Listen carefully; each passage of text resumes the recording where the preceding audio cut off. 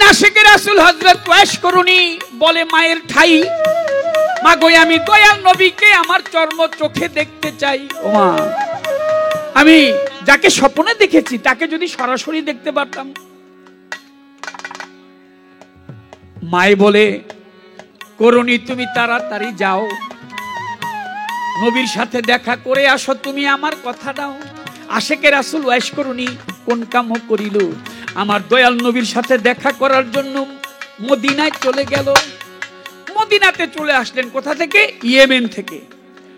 মদিনায় গিয়ে দয়াল নবীর বাড়িতে করল পদার্পণ। সেদিন বাড়িতে ছিল না আমার দয়াল নবী নুরিতন, সেদিন আমার দয়াল নবী বাড়িতে ছিলেন না।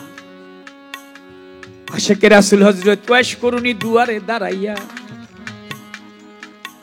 নবীকে খুঁজতে লাগলেন। খাতুনে জান্নাত জগৎ জননী মা ফাতেমা আসিল চলিয়া।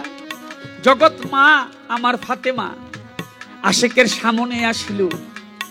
আশিককে দেখে তখন মা জননী বলিতে লাগিল, আপনি কে, কোত্থেকে আসছেন? বলে, আমি করণ শহর থেকে, ইয়েমেন থেকে আসছি। কার জন্য আসছেন? বলে, আমি দয়াল নবীর সাথে একটু দেখা করতে চাই। উনি কি বাড়িতে আছে? তখন বলল মা ফাতেমা, বাবা বাড়িতে নাই। শোনেন, যদি নবী বাড়িতে আসে তাহলে আমার কথাটা একটু বললেন। আশিক একদিক দিয়ে বাহির হয়ে চলে গেলেন, আরেক দিক দিয়ে দয়াল নবী বাড়িতে প্রবেশ করলেন।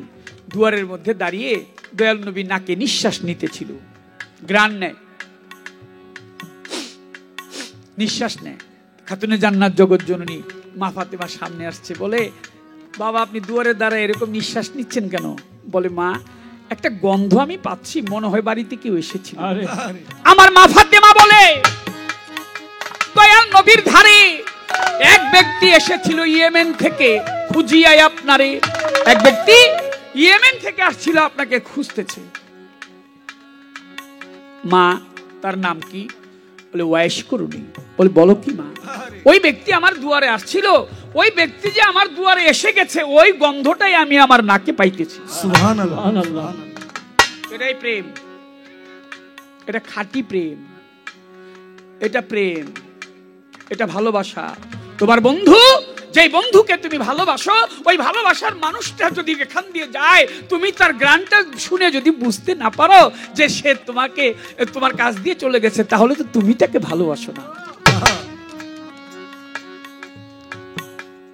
আমার দয়াল নবী মাঝে মধ্যেই বুকের জামা খুলে, জামার বুতাম খুলে ঊর্ধ্বমুখী হয়ে আকাশের দিকে তাকিয়ে তাকিয়ে তিনি চিৎকার মারতেন, আহ আহ। একদিন বিবি আয়েশা সিদ্দিকা আমার রাসূলের পিছনে পিছনে গিয়ে দেখে খোলা মাঠে আকাশের দিকে তাকিয়ে আমার দয়াল নবী চিৎকার মারছে। বিবি আয়েশা সিদ্দিকা গিয়ে বলছে, নবী আপনি আমি কি কোনো অপরাধ করেছি? আমার কোনো ব্যবহার আপনি কষ্ট পেয়েছেন? বলে, না আয়েশা।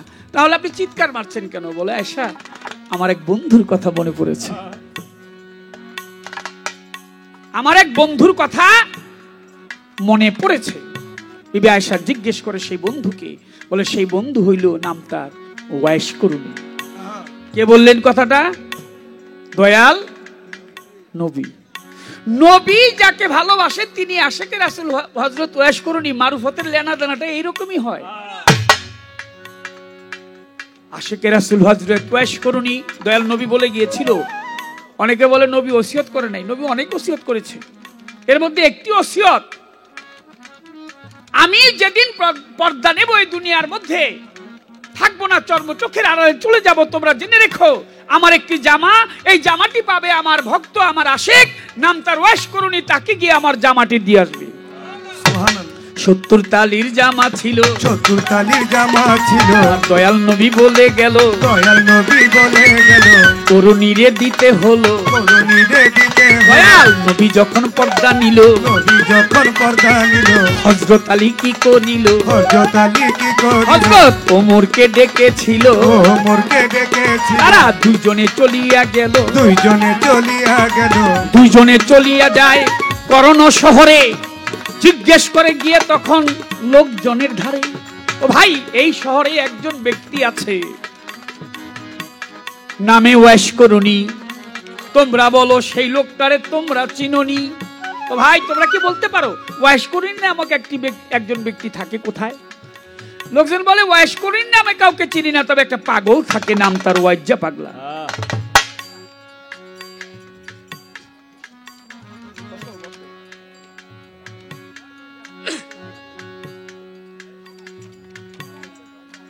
বলে সেই লোকটাকেই খুঁজতেছি, কোথায় পাবো তারে? বলে লোকটা তো লোকালয়ে থাকে না, থাকে পাহাড়ের উপরে, একটা ছোট্ট পাহাড়ের উপরে, টিলার উপরে ওই লোকটা থাকে। আমাদেরকে দেখায় দাও পথ। দুইজনে পথ পাইয়া টিলার উপরে দুইজনে তখন গিয়েছে চলিয়া। কে আসছে? মাওলা আলী, হযরত ওমর কাজী, এই দুইজনে আসছে যারা খুবই ক্ষমতা সম্পন্ন, ইসলামের 4 খলিফার দুইজন। কার জন্য আসছে? আশেকের জন্য, নাম তার ওয়াইশ করুনি। সাধারণ বিষয় না। দুইজনে গিয়ে দেখে মদিনা মুখ করে বসে আছে পাগল। দুইজনে কানা ঘুষা করে। এখন কি আমরা দুইজন ডাক দিব তারে? আমরা দুইজন কি তাকে ডাক দিব? কোন জ্ঞানী লোক যদি নিঝুম ভাবে চক্ষু বন্ধ করে বসে থাকে, তাকে গিয়ে ডাক দিতে নেই। কারণ তিনি কোন ধ্যানে আছে, বাবা কালাচাঁদ চিশতি রহমতুল্লাহ আলাইহি কোন ধ্যানে থাকবে, এটা তো ভক্তের বোঝার সাধ্য নাই। ডাক দিলেন না, কি করলেন? পিছন দিয়ে গিয়ে তাকে সালাম দিলেন। মুসলমান একজন যদি সালাম দেয়, তার জবাব করে আসসালামু আলাইকুম। আশেকে রাসূল হযরত ওয়াইশ করুনি চোখ খুলেছে, ওয়ালাইকুম আসসালাম। হযরত ওমরকে দেখে বললেন, আপনি ওমর না? হযরত ওমর বললেন যে আমি ওমর। আপনি আমাকে চেনেন কিভাবে? জীবনে তো দেখা হয় নাই। এই যে ফকির কথাটা, বিষয়টা বুঝা সরকার সাহেব বুঝে, জ্ঞানী লোক, বিচক্ষণ লোক। তারপর দেখেন দেখা হয়েছে, ইব্রাহিম নবী জানে না, আল্লাহর ওলিরা জানে না, বিষয়টা এরকম না। একটা নীলার একটা নিত্য, এই মানুষকে জীবকে বুঝানোর জন্য তারা এই কাজগুলি করে গেছে। আর আশিকে রাসূল হযরত ওয়াইশ করুনিকে হযরত ওমর বলে, আমি তো আপনার সাথে কোনোদিন দেখা করিনি, আপনি আমাকে চিনলেন কিভাবে? আশিক তার জবাব করেছিল, সৃষ্টি জগতে, রুহানি জগতে আপনি এবং আমি, আমরা দুইজন রুহের জগতে এইভাবেই দাঁড়িয়েছিলাম। সুবহানাল্লাহ।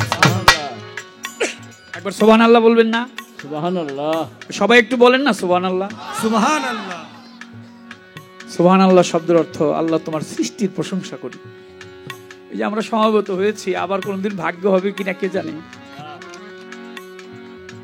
আপনি ওমর। ওমর বলে কিভাবে চিনলেন?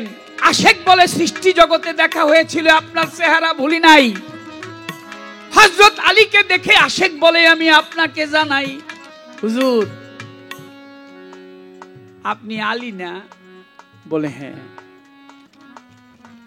হযরত আলীর দিকে চেয়ে চেয়ে আসে, সাড়ে 2 নয়নের পানি, কেঁদে কেঁদে আসে মাওলা আলীকে শুনায়। তখনই শোনেন, আমি একদিন শুনেছিলাম আমার বন্ধু ওহুদের ময়দানে গিয়ে তার যুদ্ধ করতে করতে দান শহীদ হয়েছে, পবিত্র দান তার শহীদ হয়েছে। শুনে কথাটা আমি ভাবলাম, আমার বন্ধু ব্যথা পেয়েছে, সেই ব্যথাটা যতক্ষণ পর্যন্ত আমি না পাবো, তার সমব্যথিক আমি হতে পারবো না। তাই কি করেছি? হাতের মধ্যে পাথর ধরে, হাতের মধ্যে পাথর ধরে, আমি হাতের মধ্যে পাথর ধরে, হাতের মধ্যে পাথর ধরে, দন্ত ফেলিলাম মাটির উপরে, হাতের মধ্যে পাথর ধরে। পাথর নিয়ে, আমি হাতের মধ্যে পাথর নিয়ে আমার একটা দন্ত ফেলে দিলাম। কেন? আমার বন্ধুর দন্ত পড়েছে, আমাকে যেন আমার বন্ধুর মতো দেখা যায়। সুবহানাল্লাহ। ভাবলাম আমি যেটা ফেললাম, বন্ধুর যদি ওটা না পড়ে থাকে, তার পাশেরটা পড়ে থাকে, তাহলে তো বন্ধুর মতো আমাকে দেখা যাবে না। আমি কি করলাম? তার পাশেরটাও ফেলে দিলাম, যেন বন্ধুর মতো দেখা যায়।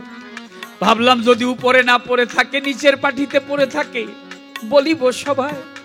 যদি উপরে না পড়ে থাকে, আমার বন্ধু যদি নিচের দান শহীদ হয়ে থাকে, তাহলে তো বন্ধুর মতো আমাকে দেখা যাবে না। আমি নিচের দন্ত পাথর দিয়ে বাড়ি মেরে ফেলে দিলাম। ভাবলাম ওটাও যদি না পড়ে থাকে, আমি তার পাশেরটাও ফেলে দিলাম। ভাবলাম ওটাও যদি না পড়ে থাকে, আমি তার পাশেরটাও ফেলে দিলাম। এইভাবে আমার মুখের মধ্যে যতগুলি দন্ত ছিল সমস্ত দন্তগুলি পাথর দিয়ে বাড়ি মারতে মারতে ফেলে দিয়েছি। ফকিরি সাধারণ বিষয় না, ফকিরি সাধারণ বিষয় না না। আমার যতগুলি দন্ত ছিল সমস্ত দন্তগুলি আমি ফেলে দিয়েছি। এবার বলেন আপনারা কেন আসছেন? আসছেন কেন? আমার বন্ধু কেমন আছে?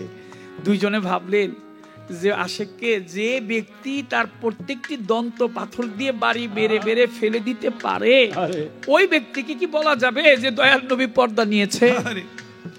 জামাটা নিয়েছিল, সেই জামাটা আশেকের হাতের মধ্যে তুলে দিয়েছে। আশেক জামাটা নিয়ে চুমু খায়, মাথায় রাখে, চোখে ভুলায়, বুকের মধ্যে রাখে। আশেক দুই নয়নের পানি ছেড়ে দিয়ে বলে, আমার বন্ধু কেমন আছে? আমি তো জামার পাগল না, আমি জামার পাগল নাই, আমার বন্ধু কেমন আছে বলো আমার ঠাই। তোমরা আমার বন্ধুকে দেখাও এই মুহূর্তে, আমি তারে দেখতে চাই। বন্ধু আমার কেমন আছে? আমি জামার পাগল না, আমি আমার বন্ধুর পাগল, বলো কেমন আছে। তখন বুঝতে পারলেন যে দয়াল নবী মনে হয় দুনিয়ার মধ্যে, এই দুনিয়া থেকে তিনি পর্দা নিয়েছে। দুইজনে যখন একটু চোখের মধ্যে হযরত আলী করিমুল্লাহ ওয়াজহু, হযরত ওমর কাজীর চোখে পানি দেখলেন, তখন আশেক বুঝতে পারলেন যে বন্ধু নাই। ইশারায় ইশারায় বোঝা হয়ে গেল। সঙ্গে সঙ্গে আশেক আল্লাহর দরবারে সেজদা দিয়ে পড়ে গেলেন। সেজদা দিয়ে আল্লাহর দরবারে আশেক পড়েছিল। আল্লাহর সপ্তম আসমান সপ্তম জমিন তখন কাঁপিতে লাগিল। গায়বী হইতে বলছে, আমার আল্লাহ পড়ো। আরে ও আশেক, সেজদা উঠাও, তুমি বলতেছি তোমারে। আশেক তুমি সেজদা উঠাও। আশেক বলে, আমি সেজদা উঠাবো না। বলে কেন? বলে এই মুহূর্তে আমার বন্ধু মুহাম্মদ সাল্লাল্লাহু আলাইহি ওয়াসাল্লামকে আমার সামনে এনে দাঁড় করাও।